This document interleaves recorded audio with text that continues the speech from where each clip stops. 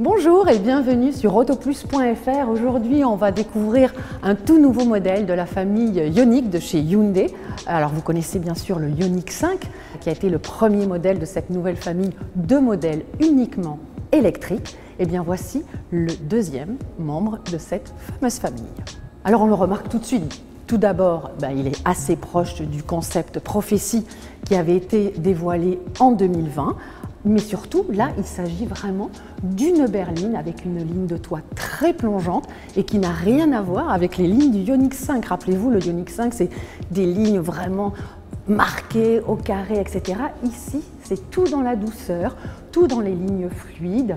Et c'est vraiment pour toucher un public totalement différent, avec un style de vie totalement différent. Mais là, on est vraiment sur une berline. Alors cette Ioniq 6 partage la même plateforme que le Ioniq 5, mais vraiment, comme je vous le disais tout à l'heure, les lignes sont totalement différentes. C'est vraiment tout en douceur. Il y a juste ici cette ligne qui est marquée. Et puis on remarque aussi une ligne qui part d'ici du feu arrière et qui se poursuit directement jusqu'au bout, jusqu'au feu avant. Côté gabarit, cette Ioniq 6 fait 4,86 m de long. Pour mémoire, le Ioniq 5, lui, fait 4,78 m, donc c'est un petit peu plus long. Mais l'empattement, c'est-à-dire la distance entre les deux essieux, est un petit peu plus petit. Il fait 2,95 m contre 3 m sur le Ioniq 5, mais ça présage déjà d'une belle habitabilité, nous le verrons tout à l'heure.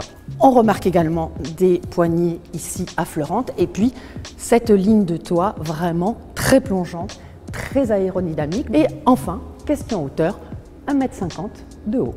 Alors là, on découvre justement la poupe qui est vraiment très spéciale, avec notamment cette bande lumineuse ici constituée de pixels. C'est vraiment la signature des modèles électriques chez Hyundai et dans la famille Ioniq. Une petite particularité et originalité avec ce troisième feu stop ici placé sur l'aileron, et même au-dessus on voit comme des petits pixels, donc c'est vraiment la marque de fabrique.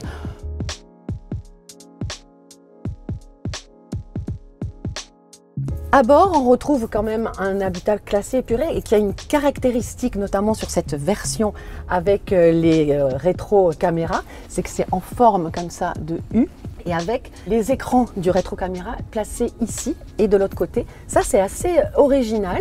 Et puis, on retrouve une dalle composée de deux écrans avec les compteurs digitaux 12 pouces, ça fait à peu près 31 cm. Et là, évidemment, tout le système multimédia, pareil, 12 pouces, 31 cm. Beaucoup de raccourcis, et ça, c'est plutôt pas mal pour la ventilation, etc. Toute une ambiance lumineuse qui court sur toute la voiture. Une grosse console centrale sur lesquelles, et ça c'est assez rare, on n'a pas ça, mais ça doit être des choix économiques, avec les lève-vitres qui sont placées ici, parce que là, les contreportes sont vraiment très épurées, et on le verra par la suite, le bac de rangement qui a des contreportes, et même dans un matériau transparent, pour voir tout de suite ce qu'on a mis à l'intérieur. Ça, c'est des petits détails plutôt sympas. Pour le moment, on ne peut pas juger la qualité des matériaux, parce qu'il s'agit d'une maquette de design en fait. La voiture est à 99% proche de la version de série, mais la chose la plus importante, c'est cette vraie sensation d'espace, et que l'on va constater également aux places arrière. Aux places arrière, on le constate tout de suite, l'espace est royal, énormément d'espace ici aux jambes. On peut bien étendre ses jambes et les caler sous le siège avant. Deux places seront préférables à trois, la place centrale est plutôt anecdotique, mais on est vraiment très confortable avec ce plancher plat. Sur les contreportes, on pourra bénéficier de différents petits rangements, ici, ici et là. Et puis en hauteur sous plafond, pour moi c'est correct, mais je pense que pour des personnes un petit peu plus grandes, ça sera peut-être un petit peu limite. Il faut dire que la ligne de toit est très très plongeante.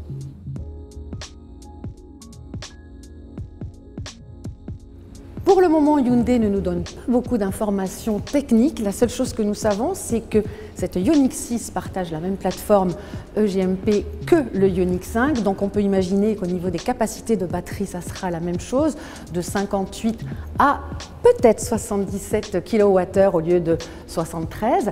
Et puis pour les puissances, c'est la même chose. On peut imaginer quelque chose compris entre 170 et 306 chevaux.